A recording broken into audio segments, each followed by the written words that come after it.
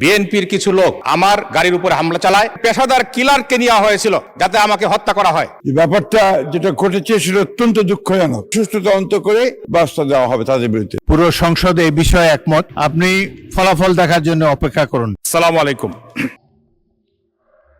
আমি অত্যন্ত দুঃখের সঙ্গে আমি হাউসকে অবগত করছি, গত 24 তারিখ শুক্রবার আমি আমার নির্বাচনী এলাকা 161 নেত্রকোনা 5 আমি আমার সাংগঠনিক কাজে সামাজিক কাজে এলাকায় যাই। কাজ শেষ করে ফেরার সময় আমি একটি ফিলিং স্টেশনে দেখতে পাই প্রচুর গাড়ির ভিড়। তখন আমি স্বাভাবিকভাবে সেখানে দাঁড়ালাম। ফিলিং স্টেশনে আমার গাড়ি রেখে আমি মানুষের খোঁজখবর নিলাম। ইতিমধ্যেই মাগরিবের আজান হয়ে যায়। আমি ফিলিং স্টেশনের সেখানে নামাজের জায়গা, সেখানে নামাজ পড়তে যাই আমার লোকজন সহ। এই মুহূর্তে বিএনপির কিছু লোক যারা বিএনপির নাম ধারণ করেছে, তারা সন্ত্রাসী, তারা আমার গাড়ির উপরে হামলা চালায়। আমার লোকজন যারা সাউন্ড শুনে আসে তাদের উপরে হামলা করে, শারীরিকভাবে নির্যাতন করে। এবং আমি যে মসজিদে ছিলাম সেই মসজিদে গিয়ে আমাকে খুঁজে বের করার জন্য চেষ্টা করে। মুসল্লিরা মসজিদের দরজা বন্ধ করে দেন। সেই মসজিদের দরজা ভাঙ্গার জন্য বিভিন্ন অস্ত্র দিয়ে তারা দরজার উপর আঘাত করে এবং আমাকে অকথ্য ভাষায় গালিগালাজ করে আমাকে মারার জন্য হুমকি দেয় এবং তারা আমাকে মেরে ফেলার জন্য চেষ্টা করে।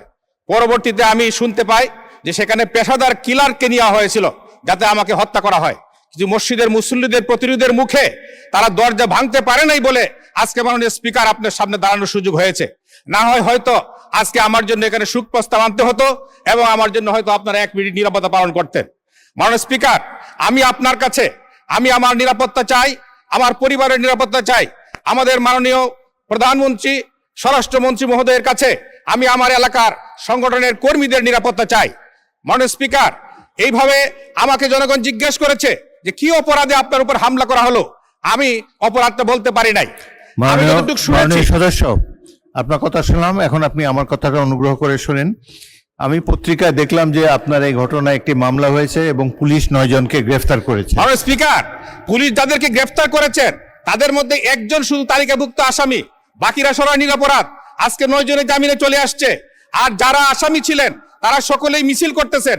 এই মুহূর্তে আমার কাছে ফোন এসেছে 3টার সময় যে তারা মিটিং করতেছে। ওকে, মাননীয় সদস্য, অপরাধীরা ঘুরে বেড়াচ্ছে। মাননীয় স্পিকার, আচ্ছা, আমি মাননীয় এসপি মহোদয়কে বলেছি যে অপরাধীরা প্রকাশ্যে ঘুরে বেড়াচ্ছে কিন্তু তাদেরকে গ্রেফতার করা হচ্ছে না, তালিকাভুক্ত আসামিদেরকে। মাননীয় স্পিকার, আমি আপনার মাধ্যমে আমার নিরাপত্তা চাই এবং আসামিদের যেন গ্রেফতার হয়, তাদেরকে উপযুক্ত শাস্তির ব্যবস্থা করা হয়। আমি আপনার কাছে সহযোগিতা চাই। ধন্যবাদ মাননীয় সদস্য, আপনি দয়া করে বসুন। বিষয়টি অত্যন্ত দুঃখজনক। একজন সংসদ সদস্যের উপরে হামলা। কে বলবেন? মাননীয় মন্ত্রী মির্জা ফখরুল ইসলাম আলমগীর। ধন্যবাদ মাননীয় স্পিকার। আমি আপনার মাধ্যমে মাননীয় সংসদ সদস্যকে এবং জানাতে চাই যে ব্যাপারটা যেটা ঘটেছে সেটা অত্যন্ত দুঃখজনক। আমরা সবাই এই ঘটনার তীব্র নিন্দা জানিয়েছি এবং এতে আমরা অত্যন্ত দুঃখিত বোধ করেছি।